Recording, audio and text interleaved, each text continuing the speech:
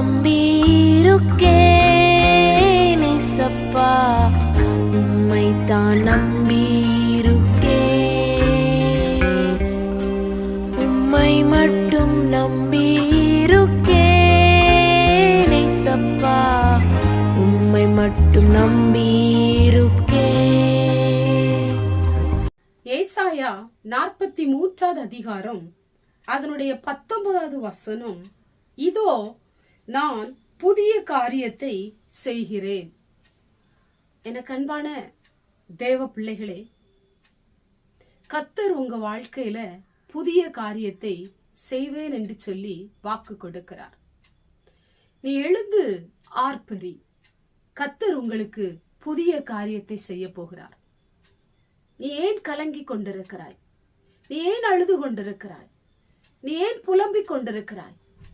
நீ ஏன் துக்கித்து மனமுடைந்து கொண்டிருக்கிறாய்? நீ ஏன் முடங்கி போயிருக்கிறாய்? நீ எழுந்து ஆர்ப்பரிக்க வேண்டிய நேரம் இது. நீ எழுந்து ஆர்ப்பரிக்க வேண்டிய நாட்கள் இது. உன் கலக்கங்களை கர்த்தர் மாற்றப் போகிறார். உன் வேதனைகளையும் உன் துன்பங்களையும் கர்த்தர் அகற்றப் போகிறார். உங்க வாழ்க்கையில புதிய காரியத்தை ஆண்டவர் செய்ய போகிறார். பழையவைகளை நினைத்து நீங்கள் அழுது கொண்டு இராதபடிக்கு கர்த்தர் உங்களுக்கு செய்ய போகிற புது காரியங்களை நினைத்து நீங்கள் ஆர்ப்பரியுங்கள். உங்க வாழ்க்கையை கர்த்தர் ஆசீர்வதித்து உயர்த்த போகிறார்.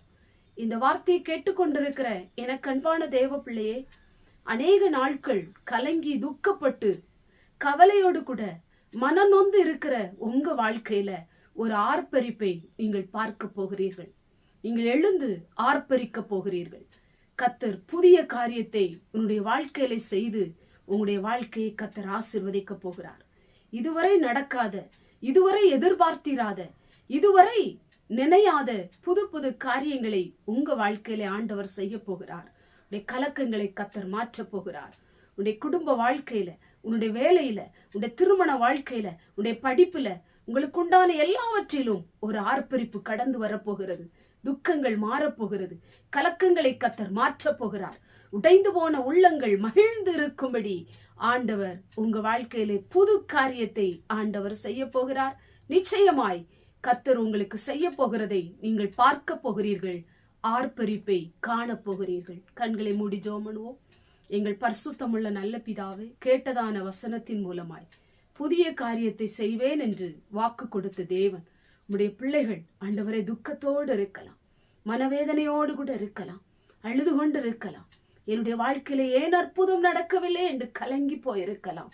இந்த நாளிலும் கூட உம்முடைய பிள்ளைகளை ஆர்ப்பரிக்கும்படி, ஆண்டவரே ஆசீர்வாதமாய் இருக்கும்படி புதிய காரியத்தை செய்ய போவதற்காய் ஸ்தோத்திரம்.